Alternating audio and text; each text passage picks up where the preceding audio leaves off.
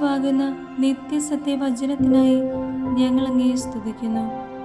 യേശുവേ, അങ്ങയുടെ പരിശുദ്ധാത്മാവിനെ നൽകി അങ്ങയുടെ മാഹാത്മ്യം കാണുവാൻ ഞങ്ങളുടെ ഉൾക്കണ്ണുകളെ തുറക്കണമേ. വചനമനുസരിച്ച് അങ്ങയുടെ സാക്ഷിയായി ജീവിച്ച് നിത്യജീവിതത്തിന് ഞങ്ങളെ അർഹരാക്കണമേ. ആമേൻ.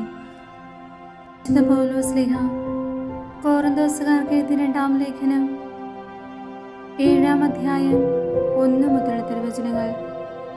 പ്രിയപ്പെട്ടവരെ, ഈ വാഗ്ദാനങ്ങൾ നമുക്കുള്ളതിനാൽ ശരീരത്തിൻ്റെയും ആത്മാവിൻ്റെയും എല്ലാ അശുദ്ധിയിലും നിന്ന് നമ്മെ ശുചീകരിക്കുകയും ദൈവഭയത്തിൽ വിശുദ്ധി പരിപൂർണമാക്കുകയും ചെയ്യാം. പശ്ചാത്താപത്തിൽ സന്തോഷം. നിങ്ങളുടെ ഹൃദയത്തിൽ ഞങ്ങൾക്കിടമുണ്ടായിരിക്കട്ടെ.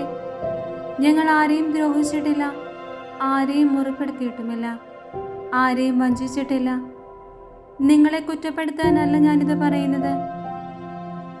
ഒന്നിച്ചു മരിക്കാനും ജീവിക്കാനും വേണ്ടി നിങ്ങളെ ഞങ്ങളുടെ ഹൃദയത്തിൽ പ്രതിഷ്ഠിച്ചിരിക്കുകയാണെന്ന് ഞാൻ നേരത്തെ പറഞ്ഞല്ലോ. എനിക്ക് നിങ്ങളിൽ ഉത്തമ വിശ്വാസമുണ്ട്, നിങ്ങളെക്കുറിച്ച് വലിയ അഭിമാനവുമുണ്ട്. ഞാൻ ആശ്വാസഭരിതനായിരിക്കുന്നു. ഞങ്ങളുടെ ക്ലേശങ്ങളിലെല്ലാം ഞാൻ ആനന്ദപൂരിതനുമാണ്. ഞങ്ങൾ മക്കെദോനിയയിൽ ചെന്നപ്പോൾ പോലും ഞങ്ങൾക്കൊരു വിശ്രമവുമില്ലായിരുന്നു എന്നു മാത്രമല്ല, ക്ലേശങ്ങൾ സദാ ഞങ്ങളെ അലട്ടിക്കൊണ്ടുവരുന്നു. പുറമേ മത്സരം, അകമേ ഭയം. എന്നാൽ ആശയറ്റവരെ സമാശ്വസിപ്പിക്കുന്ന ദൈവം തീത്തോസിന്റെ സാന്നിധ്യം വഴി ഞങ്ങൾക്ക് ആശ്വാസം നൽകി. സാന്നിധ്യത്താൽ മാത്രമല്ല, നിങ്ങളെ പ്രതി അവനുണ്ടായിരുന്ന സംതൃപ്തി മൂലവും. നിങ്ങൾക്ക് എന്നോടുള്ള താല്പര്യത്തെയും സഹതാപത്തെയും തീഷ്ണതയും കുറിച്ച് അവൻ പറഞ്ഞപ്പോൾ ഞാൻ അത്യധികം സന്തോഷിച്ചു. എൻ്റെ എഴുത്ത് നിങ്ങളെ ദുഃഖിപ്പിച്ചുവെങ്കിലും എനിക്കതിൽ സങ്കടമില്ല. വാസ്തവത്തിൽ നേരത്തെ എനിക്ക് സങ്കടമുണ്ടായിരുന്നു. എന്തെന്നാൽ ആ എഴുത്ത് നിങ്ങളെ കുറച്ചു കാലത്തേക്ക് മാത്രമാണെങ്കിലും ദുഃഖിപ്പിക്കുകയുണ്ടായല്ലോ. ഇപ്പോഴാകട്ടെ ഞാൻ സന്തോഷിക്കുന്നു. നിങ്ങളെ ദുഃഖിപ്പിച്ചതുകൊണ്ടല്ല, മറിച്ച് നിങ്ങളുടെ ദുഃഖം പശ്ചാത്താപത്തിലേക്ക് നയിച്ചതുകൊണ്ട്. നിങ്ങളുടെ ദുഃഖം ദൈവഹിത പ്രകാരമായിരുന്നതുകൊണ്ട് ഞങ്ങൾ വഴി നിങ്ങൾക്ക് ഒരു നഷ്ടവും ഉണ്ടായിട്ടില്ല. ദൈവഹിത പ്രകാരമുള്ള ദുഃഖം രക്ഷാകരമായ പശ്ചാത്താപം ജനിപ്പിക്കുന്നു. അതിൽ ഖേദത്തിന് അവകാശമില്ല. എന്നാൽ ലൗകികമായ ദുഃഖം മരണത്തിലേക്ക് നയിക്കുന്നു.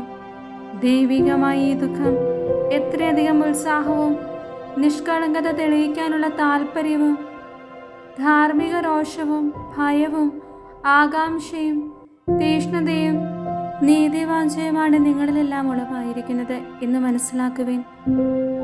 നിങ്ങൾ നിർദോഷരാണെന്ന് എല്ലാ പ്രകാരത്തിലും തെളിയിച്ചിരിക്കുന്നു.